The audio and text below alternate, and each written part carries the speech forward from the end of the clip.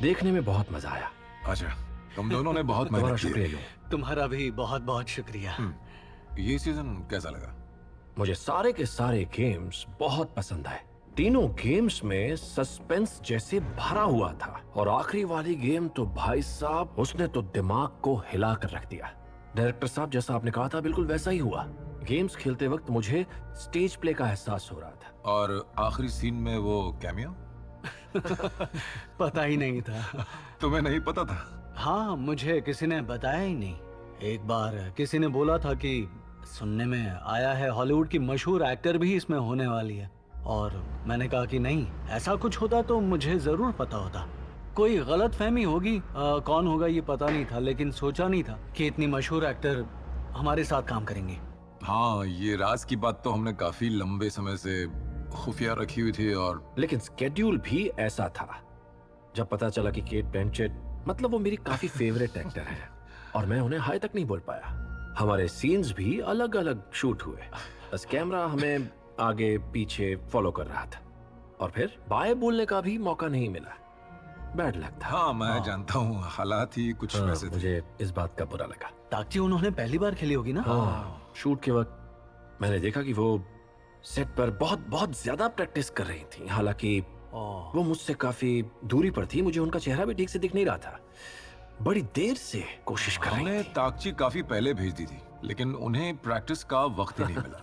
इसलिए शूट के दिन वो बहुत कोशिश कर रही थी, लेकिन लग नहीं रहा था। तब मैंने जाकर उनको एक ट्रिक सिखाई, और फिर एक शॉट में खुद उन्होंने पलटा दिया। हाँ हाँ, एक शॉट में देखो, कैमरा ताकची से उनके फेस पर टिल्ट होता है, उसी वक्त उन्होंने वो ताकची पलटाया, और वही हमने देखा है। और ताकची पलटाने के बाद उनकी आंखों में वो आत्मविश्वास झलक रहा था।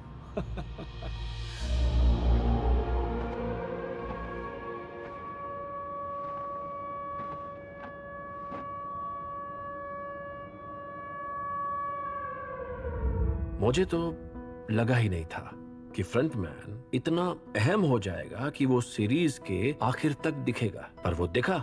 और सीरीज के अंत में वो सॉन्ग की उनकी बेटी से मिलने यूएस जाता है, और सबसे बड़ी बात, उसे सॉन्ग की उनकी चीजें सौंपता है। तब ऐसा लगता है कि उसने खुद से कोई वादा किया था, और अब वो पूरा हो गया, यानी कि सब खत्म हो गया। लेकिन मुझे तो फ्रंटमैन के बारे में जानने की दिलचस्पी हो रही है। मतलब ऐसे गेम्स में आने से पहले उसकी लाइफ कैसी थी, और सीजन 3 के बाद कैसी होगी।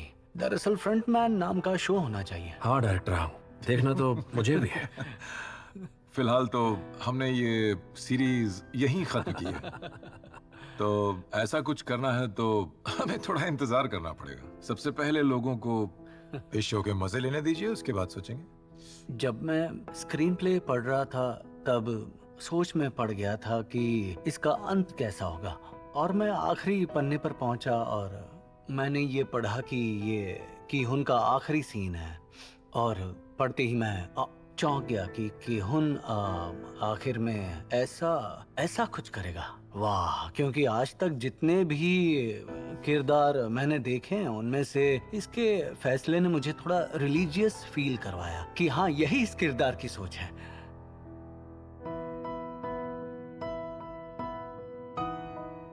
की-हुन क्या करेगा, इस पर मैंने बहुत सोचा कि शो के आखिर में उसको कैसा दिखाना चाहिए। असल में मैंने एंड के लिए कुछ और सोचा था कि की-हुन बच निकलता है और अपनी बेटी से मिलने जाता है, और मैं सोच रहा था कि वो खुद गायोंग से मिलने जाएगा क्या।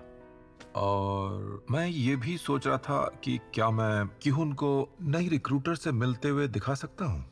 लेकिन मैंने तीसरे सीजन तक लिखते हुए की-हुन का कैरेक्टर इस तरह बुन दिया कि वो आखिर में ये रास्ता चुनता है, क्योंकि उसके साथ जो होता है उसी वजह से की-हुन इस खेल को खत्म करने के लिए खुद भी गुनाह करता है, फिर वो चाहे किसी भी तरह का हो। सब सोचने के बाद मुझे लगा कि की-हुन अपने बलिदान से हम सबको कोई गहरा मैसेज दे सकता है, जो कि इस पूरी सीरीज का सबसे सही एंड होगा, जो की-हुन के असली किरदार को दुनिया के सामने सही तरीके से पेश करेगा। हम रेस के घोड़े नहीं, इंसान है। हम इंसान है। इसी लाइन पर मैं शो खत्म करना चाहता था कि हम घोड़े नहीं इंसान हैं, और चूंकि हम इंसान हैं, हम वही करेंगे जो इंसान करते हैं। इंसान ऐसे ही फैसले लिया करते हैं जिसकी वजह से दुनिया बेहतर बन जाती है, रहने लायक बन जाती है। ये सब मैंने लिख तो दिया, लेकिन मुझे एहसास हुआ कि इतना सब एक लाइन में समझाना मुमकिन नहीं है। एक तो लोगों को ऐसे एक कैटेगरी में डालना या बांधना बहुत ही गलत होगा। ऊपर से दर्शकों को इस तरह का आदर्शवादी, नैतिकता सिखाने वाला मैसेज देना हमारी बात के असली मायने को ही सीमित कर देगा। इसलिए सोचा कि एक इंसान होने के नाते कीहुन आगे क्या कहना चाहता है वो उसके एक्शन से बता सकते हैं। यानी उस बेबी को बचाने के लिए उसका खुद कुर्बान होने का फैसला। सच कहूँ तो मुझे भी ऐसा ही लगा कि अधूरा ना रहने की वजह से दर्शकों तक मैसेज आसानी से पहुंच जाएगा, और जब वो देखेंगे तो उन्हें लगेगा कि अच्छा, तो कहानी का अंत कुछ ऐसा है। फिर भी आगे की बात ना बोलने के बावजूद ऐसा लगता है कि हम लगातार दर्शकों से बात किए ही जा रहे हैं। मानो आखिरी सीन के दौरान हम दर्शकों से ये पूछ रहे हैं कि मैंने ये सोचा है और आप क्या सोच रहे हैं। मेरे दिमाग में आया कि ये सीरीज दूसरे शो से सच में बिल्कुल अलग है। अब मैं जाहिर नहीं कर पा रहा हूँ क्योंकि बहुत बड़े पैमाने पर ताकतवर तरीके से दिखाने के बजाय ये शो शायद काफी ठहराव और सावधानी से बुनी हुई एक बहुत ही खास कहानी है। इसलिए उस सीन के लिए मैं सोच में पड़ गया था कि इसे कैसे परफॉर्म करूं। एक अभिनेता के तौर पर सारे जज्बातों को मुझे पूरी तरह से जाहिर करना है, या फिर लेखक या कहूँ डायरेक्टर के हिसाब से इसको अधूरा छोड़ने वाला खुला अंत दिखाऊं। मैं ये तय नहीं कर पा रहा था, इसीलिए हमने उस दिन काफी टेक लिया और अलग अलग जज्बात दिखाने की कोशिश की। शायद इसका परफेक्ट हल था ही नहीं। उस सीन से हमें एक सटीक जवाब मिल ही नहीं सकता। उस वक्त हमने तुम्हारे रोने वाले भी काफी टेक्स लिए थे, लेकिन आखिर में जो टेक हमने इस्तेमाल किया, यानी जो सब देख चुके हैं, वही मेरे हिसाब से कीहुन के सारे जज्बातों को सही से पेश करता है। शायद तुम तब 1 साल से डाइट करके काफी दुबले हो गए थे। फिर शूट शुरू होने पर ज्यादा कमजोर और गुस्सैल दिखने के लिए तुम और ज्यादा डाइट करने लगे थे। और सच में इसमें तुम्हारे एक्सप्रेशंस और वो बॉडी लैंग्वेज ही उस किरदार के जज्बात पहुंचा रही थी, और तुम्हें एक लफ्ज भी बोलने की जरूरत ही नहीं पड़ी। मुश्किल था ना डाइट करना। असल में मुझे तकलीफ सबके साथ खाना नहीं खा सकते थे। जब हम पूरी टीम साथ मिलकर खाना खाते हैं तब काफी अलग एहसास होता है, और वही टाइम होता है जब सबसे दिल खोलकर मिलते हैं। वो शानदार पल होते हैं। असल में टीम को जानने के लिए, दोस्ती बढ़ाने के लिए लंच टाइम बहुत इंपॉर्टेंट होता है, और मैं सबके साथ नहीं खा सकता था। इस बात का मुझे सबसे ज्यादा दुख है। मुझे लगा गाड़ी में तुम कोई स्पेशल खाना खाते हो।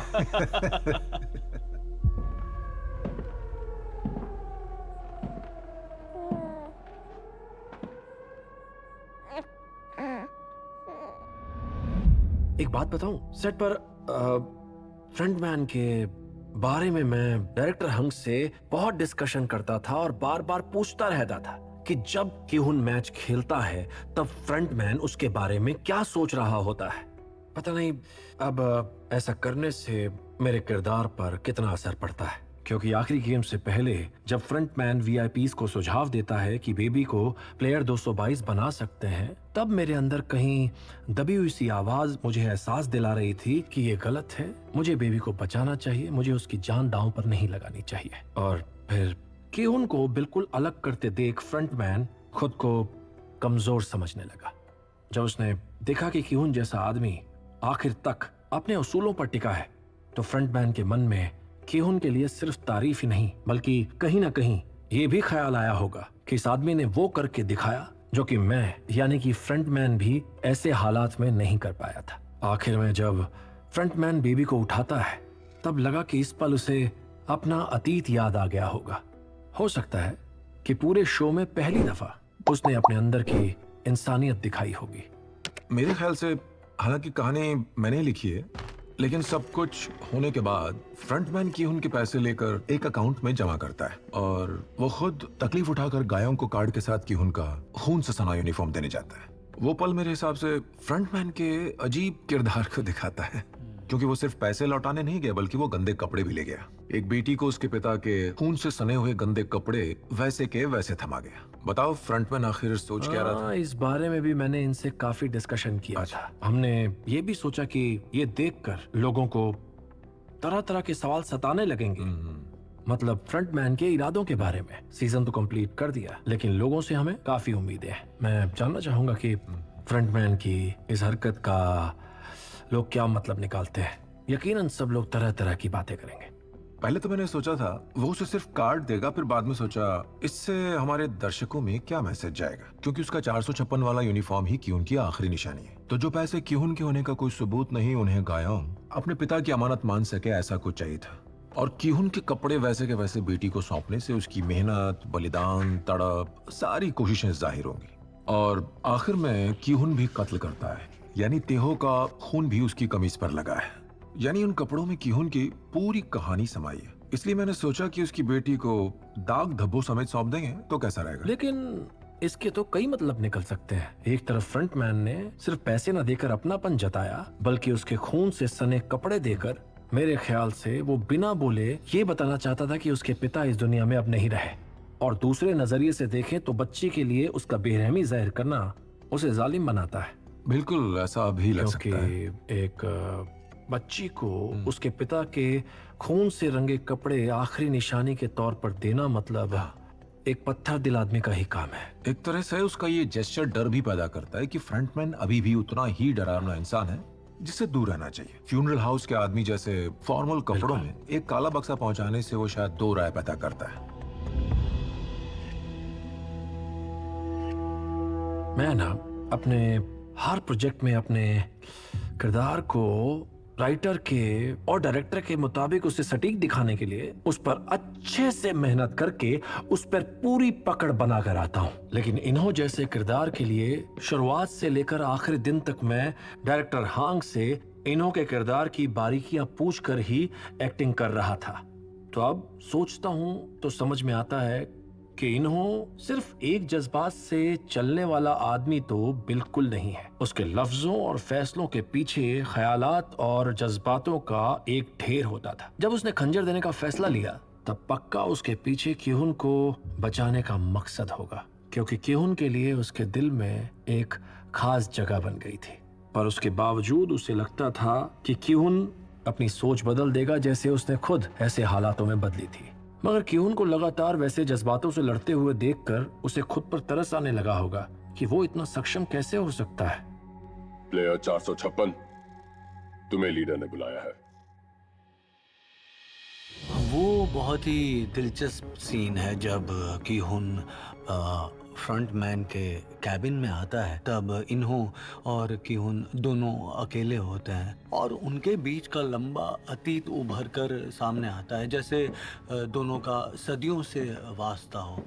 वैसे इन्हें मिले ज़्यादा वक्त नहीं हुआ है, लेकिन फिर भी वो दोनों एक दूसरे को अच्छी तरह से जानते हैं। एक दूसरे का साथ भी दिया है और एक दूसरे को धोखा भी दिया है। सच कहूँ तो ये जब भी आमने सामने आए हैं तब इन दोनों के बीच गहरा रिश्ता महसूस हुआ है। इसीलिए किहुन को देखकर इन्हों के दिमाग में हजारों ख्याल डेरा डालकर कुछ सोचने पर मजबूर करते थे। और किहुन भी जब जब इन्हों की आंखों में देखता था तो अलग अलग जज्बातों में खो जाता था। तो इन्हों किहुन को देखते हुए सोचता होगा कि ये अब क्या करेगा, और मतलब असल में उसका फैसला जानने के लिए तड़पता होगा कि वो क्या सोच रहा है। और किहुन भी उस वक्त काफी परेशानी में होगा कि आखिरकार क्या फैसला लेना चाहिए, या फिर सोच रहा होगा कि ये फ्रंटमैन धोखा देकर भी उसे ये मौका क्यों दे रहा है।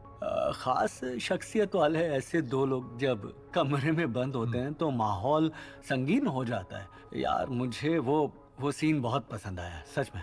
मैं सच कहूं तो ये सीन लिखते वक्त और तुम दोनों के साथ शूट करते वक्त भी काफी देर तक सोच रहा था कि लिमोजिन में दोनों की पहली मुलाकात होती है और तुम किहुन से कहते हो कि तुम लोग घोड़े हो, और अब चोंगबे को मारने के बाद मुलाकात होती है तो तुम दोनों के जज्बातों को पेश करना मेरे लिए इम्तिहान जैसा था। बल्कि किहुन उस खंजर से इन्हों को मारने की कोशिश करेगा ऐसा भी सोचा था, क्योंकि ये सही मौका हो सकता था। मेरे लिए वो सब एक्सप्रेशन से जाहिर करना सबसे मुश्किल था। राइटर के नाते भी और डायरेक्टर की हैसियत से भी बहुत ही चैलेंजिंग काम था। देखा जाए तो कीहुन को बहका कर बुरी तरह धोखा दिया गया, लेकिन कई दफे ऐसा भी हुआ है कि उसने इन्हों पर पूरी तरह भरोसा दिखाया है। जैसे कि वो कीहुन को अकेले में बुलाता है और चेहरा दिखाकर मौका देता है। ऐसे मौके पर कीहुन के दिमाग में वो यादें, वो ख्यालात और जज्बात घूमने लगते हैं, जिसके चलते इन्हों की जान लेना उसके लिए इतना आसान नहीं होता।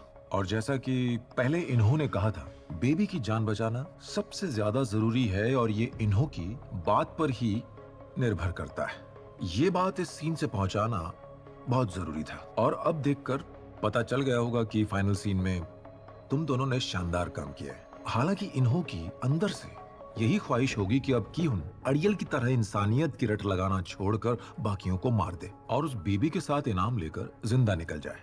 तो मेरे हिसाब से इन दोनों में सबसे बड़ा फर्क ये है, क्योंकि इन्हों एक प्लेयर था, तब उसे सेबियोक जैसा कोई शख्स नहीं मिला जो हकीकत से वाकिफ करे। कीहुन को सेबियोक मिली, इसलिए उसके अंदर की इंसानियत जिंदा रही। इसलिए मेरे हिसाब से सीजन 1 का सबसे इंपॉर्टेंट सीन वो हो सकता है जब कीहुन सांगू को मारने जाता है। तब हाथ में चाकू होता है, पर सोए हुए सांगू के पास पहुंचने पर सेबियोक वही बात कहती है और कीहुन का मन बदलता है। ऐसा मत करो, मैं जानती हूँ तुम बुरे आदमी नहीं हो, अभी तुम ये गलत कदम उठा रहे हो क्योंकि तुम्हारी सोच किसी तरह भ्रमित हो गई है। ये उसे याद दिलाना जरूरी था। उसका इनाम के लालच में ये घिनौना काम करना बची खुची इंसानियत को भी खत्म कर देगा। इसलिए कीहुन को उसकी शख्सियत याद दिलाने वाले शब्द बोलना उस वक्त बहुत जरूरी था। और जो सेबियोक गेम्स में अब तक बेरहम नजर आ रही थी लेकिन साफ दिल की थी, उसके मुंह से सुनने से वो बात कीहुन के दिल को छू गई और वो अपने जमीर को जिंदा रखने में कामयाब रहा।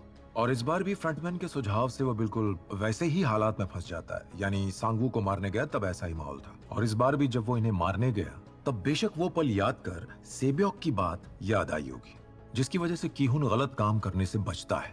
तो मैंने उस सीन को उसके दिमाग के भ्रम जैसा दिखाया है। मैं सोच रहा था कि कीहुन को कैसे रोक सकता हूँ। फिर मुझे सीजन 1 का सेबियोक वाला बड़ा ताकतवर सीन याद आया। तो सीजन 1 का ये निर्णायक पल मैंने दोबारा दिखाया, जिसकी वजह से कीहुन की इंसानियत मानने वाली शख्सियत बरकरार रही। मिस्टर कीहुन, ऐसा मत कीजिए, क्योंकि आप बुरे इंसान नहीं हैं। वो ऐसा सीन है जिसमें कीहुन ने सोचा होगा या उसके दिल में ख्याल आया होगा कि काश जब मैंने गलत राह चुनी थी तब कोई मुझसे ये बात कहता कि तुम ऐसे नहीं हो कीहुन, या काश जिंदगी में गलत फैसला लेने से पहले कान खींच के सही राह बताता तो मैं इज्जत की जिंदगी जी रहा होता। इस वजह से डायरेक्टर हांग ने कहा था कि इन्हों पहली बार गेम का हिस्सा बना था तब उससे सेबियोक जैसा कोई शख्स मिलता तो हो सकता है इन्हों कभी फ्रंटमैन बनता ही नहीं। इस बात की गुंजाइश ही नहीं होती। इन्हों!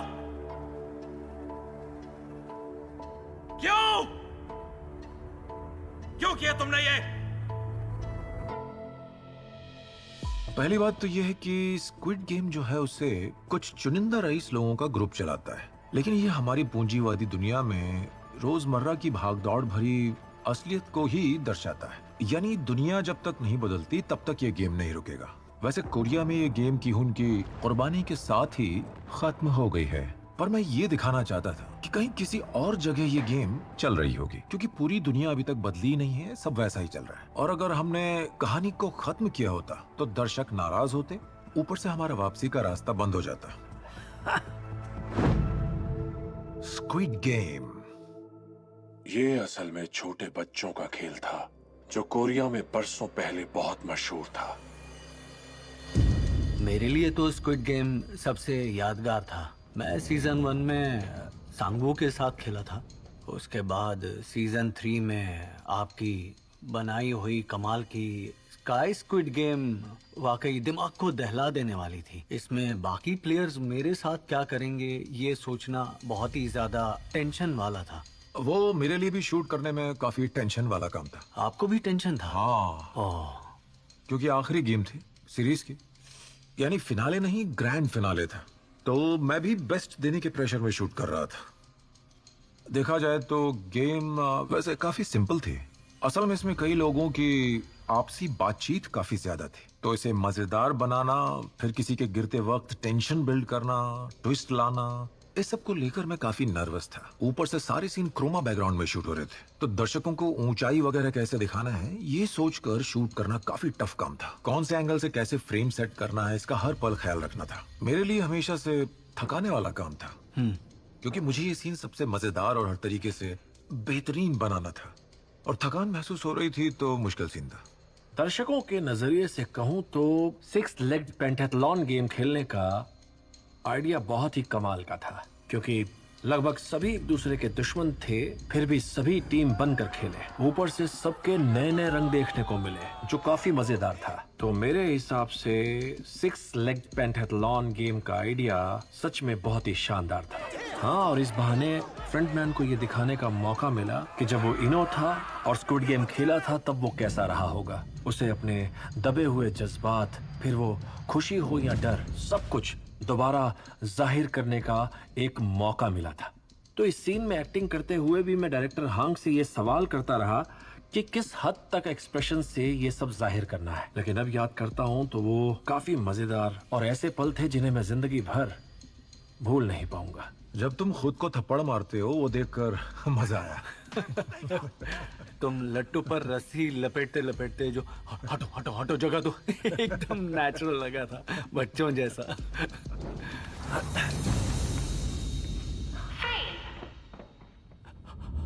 शुरुआत में लिखते समय मैंने सीजन 2 और 3 के बारे में सोचा नहीं था, इसलिए बाद में मुझे काफी सोचना पड़ा। लेकिन इन्हों का गेम के अंदर आना और निकल जाना दिलचस्प और अहम हिस्सा था, और जब ये सूझा तो लगा इसे सबसे आखिर में वोट करते हुए दिखाएंगे तो मजा आएगा। जैसे OL नाम के वोट से पूरी गेम बदल गई थी, तभी लगा ये सही है। फिर उसके गेम से निकलने के बारे में सोचने लगा। मैंने ये कहानी भी लिखी थी जिसमें इन्हो लुका छिपी के गेम तक सबके साथ खेलता है, लेकिन उस वक्त चोंगबे को मारकर गेम से निकालना बेहद जालिम साबित होगा, क्योंकि खुद की मौत का नाटक करना पड़ता। इसलिए मैंने ये कहानी फाइनल की और ऐसे प्लॉट लिखे जिनसे सीजन 2 और 3 की कहानी में बड़े और अहम टर्निंग पॉइंट बने।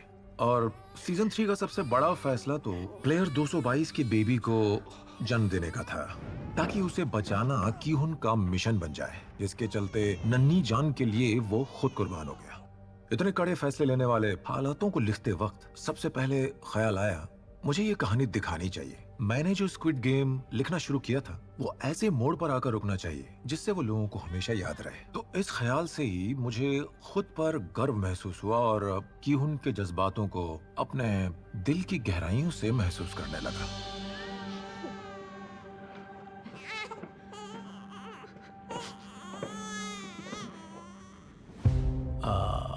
मुझसे पूछो तो शुरुआती कहानी भी काफी मायने रखती है कि कीहुन जो है वो अपनी जिंदगी किस हाल में जी रहा था, किन हालात की वजह से उसे गेम में हिस्सा लेना पड़ा, कि इस गेम के सहारे अपनी जिंदगी बदल सकती है। ऐसा उसे क्यों लगा? जिंदगी बेहतर बनाने के लिए उसने यही रास्ता क्यों चुना? ऐसी उम्मीद की जरूरत उसे क्यों पड़ी होगी? कीहुन जब पहली बार स्क्विड गेम में आता है तब जिंदगी खुशहाल होने की उम्मीद मिली थी, लेकिन जिस तरह से खेल आगे बढ़ते गए और अब सीजन 3 तक देखेंगे तो ऐसा लगता है कि बहुत ही दुख भरा, बहुत दुखी लगता है। सांगू की मौत के बाद वो दुख और खालीपन महसूस हुआ।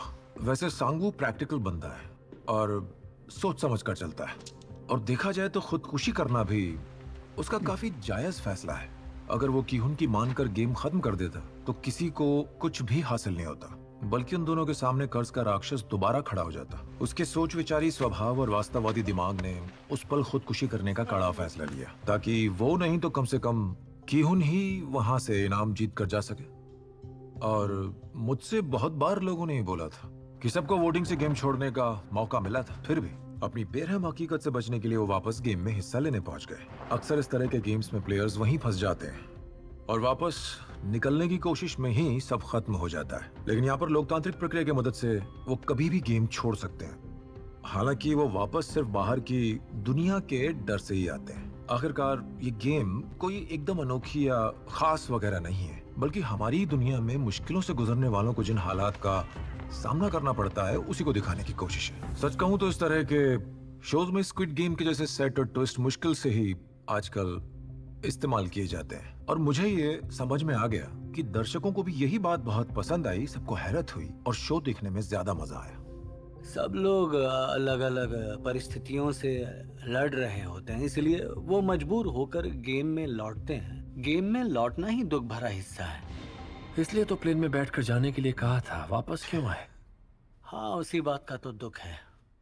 प्लेयर 456, आज भी लोगों पर भरोसा करते हो? ये सीरीज देखने के बाद मैं यही दुआ करूंगा कि हर एक की जिंदगी में सेबियोग जैसा कोई आए जो गलत काम से रोके और हमारे अंदर की अच्छाई को जगाए, हमारी शख्सियत का सम्मान करे और जरूरत के वक्त सही शब्दों में समझाकर हमारी इंसानियत को मिटने से बचा ले। ऐसे लोगों का जिंदगी में होना बहुत मायने रखता है, क्योंकि उन्हीं की बदौलत हम इस बेरहम दुनिया में राह से बिना भटके, बिना खुद को खोए समझदारी से आगे बढ़ सकते हैं और मुसीबत से सही सलामत निकल सकते हैं। तो अपने आसपास ऐसे लोगों को बनाए रखें और खुद भी दूसरों के लिए ऐसे शख्स बनने की कोशिश करें। मेरे हिसाब से इस सीरीज से यही सीख लेनी चाहिए।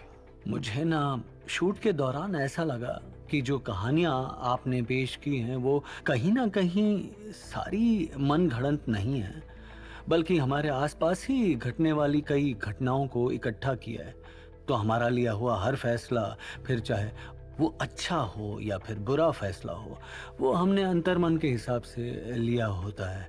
और जब अलग अलग लोगों का एक जैसी परिस्थिति में एक दूसरे से सामना होता है, जैसा कि सब इस सीरीज में देखते आ रहे हैं कि जितने भी खिलाड़ी हैं सबकी अलग अलग सोच है और सभी अपने नज़रिए से फैसले लेते हैं। और इस वजह से कि हुन अक्सर अपने दिल की बात सुनकर ही आगे बढ़ता है और अपनी सोच और फैसले पर आखिर तक अटल रहता है। देखा जाए तो दरअसल हमारे लिए रोज़मर्रा की ज़िंदगी में अपने ज़मीर के साथ चलना बहुत ही आसान होता है और ज़िंदगी भर नेक और सही सोच के सहारे जीना इतना भी मुश्किल नहीं है। पर क्या करें, इंसान की फितरत ही ऐसी है कि वो लालच में आकर गलत फैसला लेता है और जीता हुआ भी सब हार जाता है। मुझे ये एहसास हुआ कि हमें खुद के बारे में जानने के ऐसे मौके मिलने चाहिए ताकि हम खुद को और भी बेहतर बना पाएं। सच बोलूं तो मैं स्क्विड गेम को तहे दिल से बहुत बहुत शुक्रिया कहना चाहूंगा, जिसकी बदौलत हमारे कई एक्टर्स को पूरी दुनिया में एक नई पहचान मिली। और मुझे उम्मीद है कि स्क्विड गेम देखकर दर्शकों ने डायरेक्टर हांग के पुराने प्रोजेक्ट्स को भी देखा होगा। और ये भी उम्मीद करता हूँ कि आगे चलकर इस सीरीज से जुड़े लोगों के जितने भी प्रोजेक्ट्स आएंगे, दर्शक उन्हें भी हमारी स्क्विड गेम जितना ही प्यार देंगे। आप सबका शुक्रिया। बहुत बढ़िया दोस्तों। आपके साथ काम करके बहुत खुशी हुई। आपका भी शुक्रिया।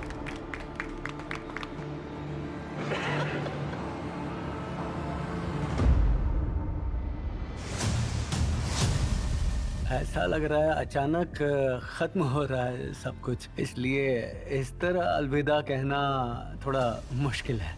स्क्विड गेम को प्यार और सपोर्ट देने के लिए मैं सभी दर्शकों का दिल से शुक्रगुजार हूँ। सच कहूँ तो आप लोगों से जितना प्यार मिला है और जितनी सराहना मिली है, ऐसा हमने कभी सोचा नहीं था। ये शो लिखना शुरू किया तब से अब तक एक लंबा वक्त गुजरा है, करीब करीब 10 साल मान लीजिए। एक नई सीरीज पेश करने से लेकर आखिरी सीजन तक पूरे 6 साल बीत चुके हैं। स्क्विड गेम के चाहने वालों का मैं शुक्रगुजार रहूंगा। आपने हमें दुनिया भर से देखा, सराहा और इस सफर में ढेर सारा प्यार दिया। भले इस शो के साथ हम आपको अलविदा कह रहे हैं, लेकिन हम आपसे वादा करते हैं कि हम अपने नए प्रोजेक्ट्स के साथ आप लोगों से दोबारा मिलने आएंगे। हमें बस भूलिएगा मत। नए कंटेंट की भरमार वाले इस दौर में भी मैं उम्मीद करूंगा कि आप स्क्विड गेम को अपने दिलों में खास जगह देंगे और उसे कई सालों तक आप याद रखेंगे। हम हैं स्क्विड गेम। शो देखने के लिए शुक्रिया। हमें और स्क्विड गेम को यहाँ तक पहुँचाने के लिए आप सबका तहे दिल से शुक्रिया। आप सबके प्यार और सपोर्ट के लिए बहुत बहुत शुक्रिया।